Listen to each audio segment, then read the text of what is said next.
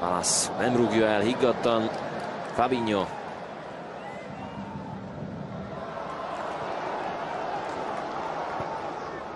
Welbeck. Giroud. Ez így helyzet. Giroud. És még mindig ott van a labda. Üres a kapu. Belövje Olivier Giroud. Vezet az Arsenal az első félidő végén.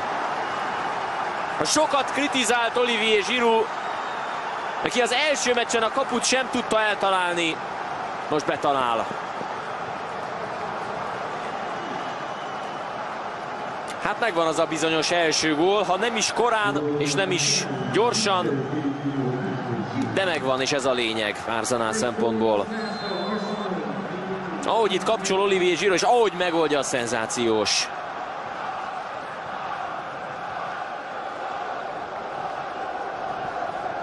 Felmérte, hogy gyakorlatilag ez az egyetlen lehetőség. Cazorla. Özil. Ez most jó. Nacho Monreal középre. Kapufa! Ramsey. Ez meg bemegy! 2-0-ra vezet az Arsenal. Már csak egy gól hiányzik. És több mint 10 perce van még az Arsenalnak. Mennyire zuhan össze ettől a Monaco. Nagyon megnézte azt a sarkot Theo Walcott. Néhány centi hiányzott, itt viszont már semmi nem hiányzik. Nagyot hibázott Kurzawa.